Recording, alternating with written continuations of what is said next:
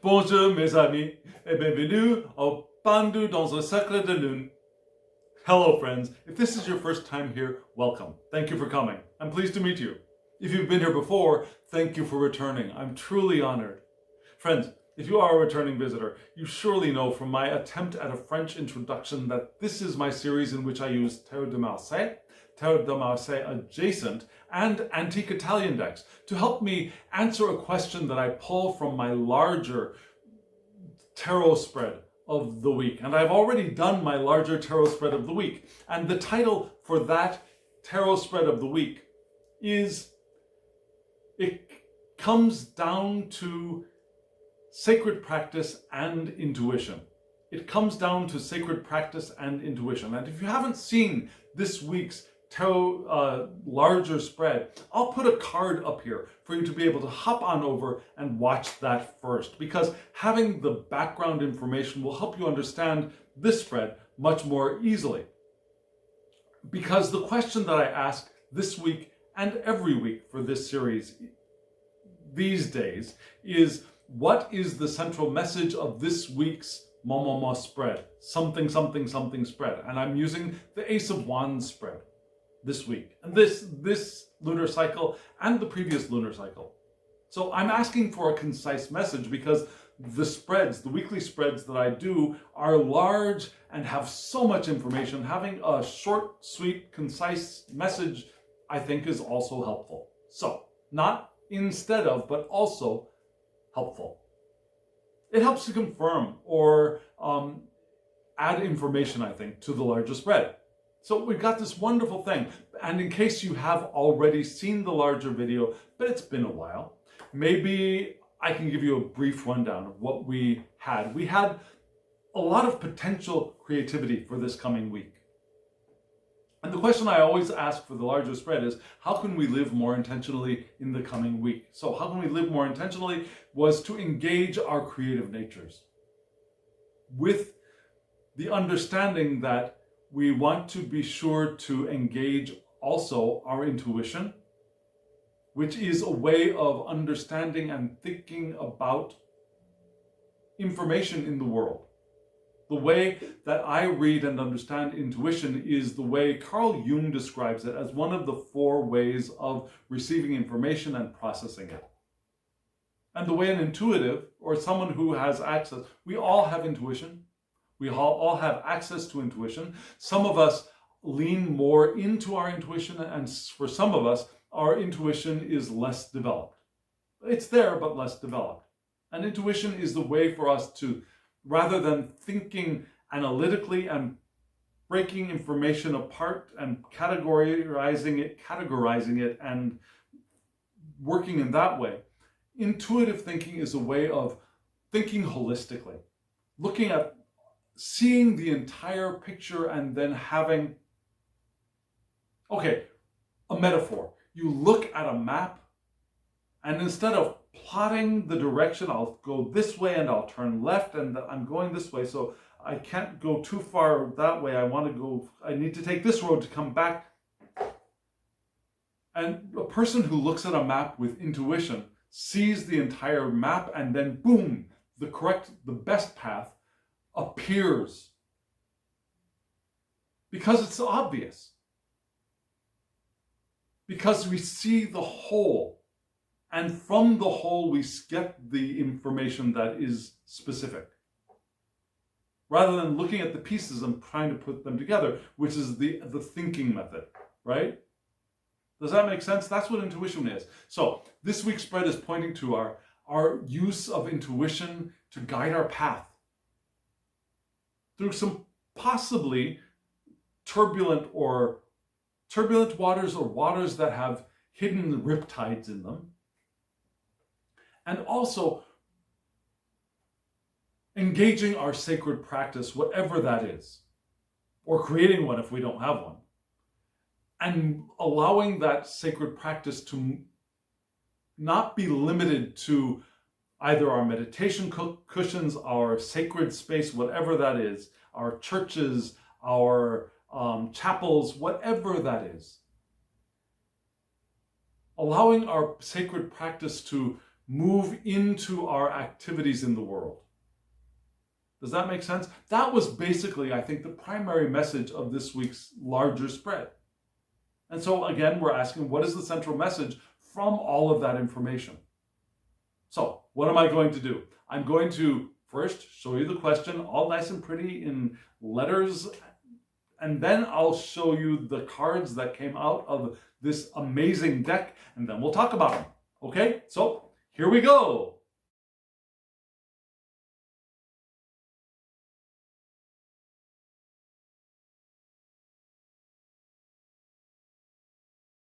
What do you think of this deck?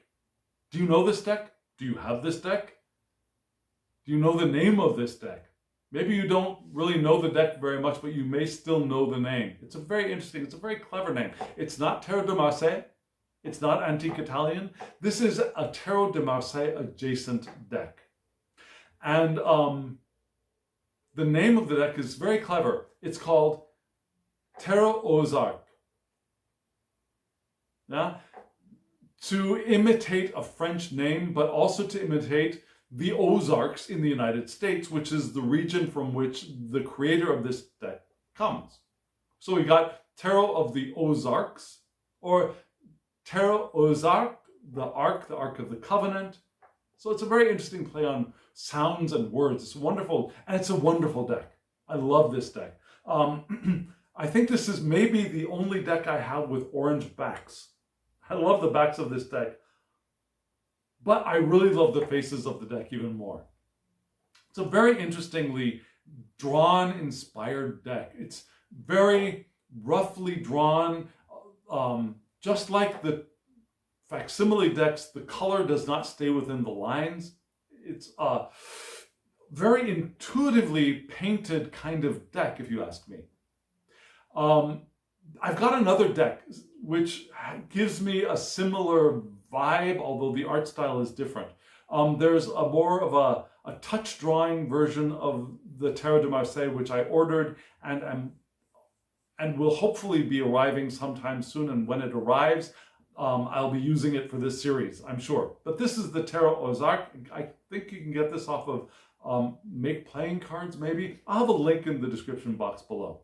But the spread, very simple 3-card spread. I saw no reason to add another card to this spread. We had from left to right the 5 of Discs, then we had the King of Swords, and then we had the Chariot. So I think that's the direction we want to read them in. Here is the 5 of Discs, or the 5 of Coins. Just a gorgeous, gorgeous 5 of Discs card. We have the floral decorations there. We've got the discs arranged just like we'd want them for a Tarot de Marseille deck. Lovely. And there's so much energy in this card, right? Now, the background of this card is close to white, just an off-white. The next 2 cards have a darker backgrounds. A couple of the cards have very dark chocolate backgrounds as well. It's just, I love this deck. So back to the 5 of Discs. What does the 5 of Discs mean? 5 is the breakthrough from the 4 of stability. So here we have taking risks in the material realm, being innovative, being enterprising, pushing boundaries. Yeah, we had the stability of our boundaries all nicely set up, but now it's like break free. Not destroying the security, I don't think, although that is potential. There is the potential to destroy that security that has been established. But here, the other potential is to break free of it while maintaining it, also being innovative, enterprising, pushing the boundaries, not breaking them down necessarily. It can be disruption in a negative sense, but it could also be disruption in a positive sense, shaking things up. Something new disrupts the existing structures of what has been established. A new element, a new thing, this thing in the center awakens the structure that's there, and it can also awaken resistance. So there's a potential for this to go one way or another here, right? Construction of a spiritual center is possible here. But even more, which is good, because remember, we're talking about spiritual practice moving out into the world. So we first want to construct our spiritual practice so that we can carry it forward into the world. The bringing of a new practice beyond exercise, nutrition, alternative healing methods, meditation, bringing of a new practice into our lives and then into our lives in the world. Does that make sense? It's beyond the three which led to the four of stability, which is the germination of the sprout. Here we've gone from the stability into a burst of newness and a disruption of the comfort, but it could either be a positive disruption or a negative disruption. And so what do we want to do? What do we want to do? We want to have this co-joining of the King of Swords and the Chariot. And you'll notice that the King of Swords, this is not the direction there we go. The King of Swords and the Chariot. You'll notice that the King of Swords is facing the Chariot. Right? So let's start off with the King of Swords. Lovely card. A kind of dark yellow, cream, kind of a dark lemon custard color. Maybe you want to think of it that way as the background. Beautiful king. King has the sword in their hand and facing off, looking towards the chariot. Beautiful hat on their heads, right? Huge. And the King of Swords is head over heart. Discipline and truth. Discipline, like a spiritual practice. And truth that can be informed by not only our rational minds, but our intuition. The king, boy king, girl king, non-binary king, intersex king. The king is skillful at handling words and concepts as well. And yet is able to go beyond thought into the unknown, which is something else that we had an indication of in the larger spread this week. This person could be a professor or an enlightened ruler, a scientific thinker, possibly. But able to go beyond that into the unknown, guided by discipline, by truth, by thought, by the air. And this king is also able to supervise their thoughts and put their thoughts into action, to take that next step beyond thought into activity in the world. So, if we engage our King of Swords-ness, we can, if not ensure, at least, if not guarantee, we can at least increase the potential of the Five of Discs disruption being in the positive direction of something that is creative and is enterprising and is innovative and pushes the boundaries without breaking them down and crumbling the boundaries. Which we want. We want some boundaries in our lives, right? Right? So this king is looking towards the chariot on a very bright yellow mustardy background. We got the chariot. This reminds me a lot of a type 1 Terre de Marseille chariot card with those scalped banner at the top. We got the two horses at the bottom, one of them bluish, one of them whitish. The prince in the chariot has a wand. You see that? You see at the bottom, le chariot, the cart, the chariot. So who is the chariot? What is the King of Swords putting his, her, their attention on? Well, action in the world. Again, taking our stuff out into the world. successfully. It's a successful undertaking. It could be travel, it could be victory, but it could also be clarity, direction, and a journey through life, an intentional journey, a journey of our intentional lives. It could be intense activity as well.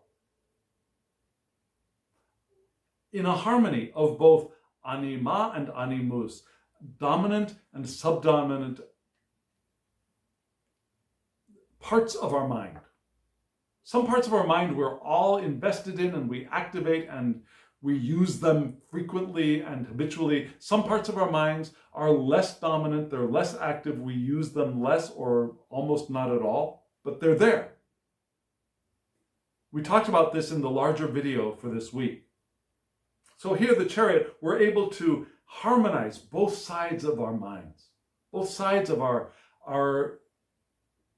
all sides of our aspects, whether we are in male bodies, in female bodies, in transgender bodies, in cis bodies, in intersex bodies, whatever our body, we have aspects of both animus and anima, and we can harmonize both to move forward here. We can harmonize also mind and matter in this card.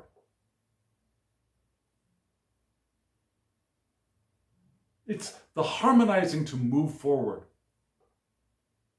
What a beautiful message, right? We have this impulse to break free from our stability, which is a good place to start our stability. Break free, to be enterprising, to be innovative, we said, right? To disrupt the structures that exist for our evolution with clarity, with head over heart, so that we're able to think past our perhaps unstable emotional state because we're moving into the unknown. We can move into the unknown and we can take action. And as we take action by harmonizing the fullness of ourselves. As we move into the world, as we harmonize both our minds and matter, which is living an intentional life, right? That is an intentional life. As we open to the power of intention, we're opening to the harmony of self and other, recognizing that there is no separation.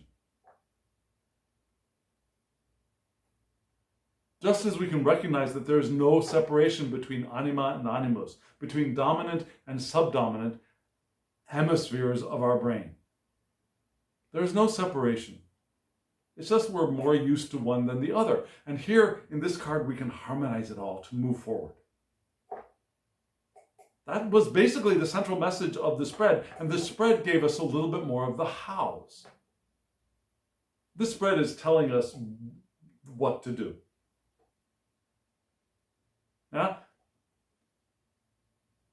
take the vitalization of the Five of Discs, carried forward as the King of Swords, into the chariot. Right? Does that make sense? I hope it does. I hope I'm conveying the excitement and the information that I think I'm receiving through these three cards. If I am, let me know in the comments below. If I am not, let me know in the comments below. What doesn't make sense? I'd love to know. Maybe I can help explain what I'm trying to say. If you ask me. Also, if you're still here, please hit the thumbs up button so that YouTube knows that you liked it, you got something out of it. It will bring more eyes to the channel. It helps the channel. Subscribe if you haven't subscribed, and hit that alarm bell so you get notifications of when I upload videos. And if you want if you want a private reading from me, my email address is below. thehangedmaninthemoon@gmail.com. Shoot me an email, we'll get you a reading. Rider-Waite-Smith based, Tarot de Marseille based, your choice. Pick a system. Okay? Okay, thank you, friends. Thank you very much. And now, as always, I wish you love, joy, well-being, and pure awareness. Thank you.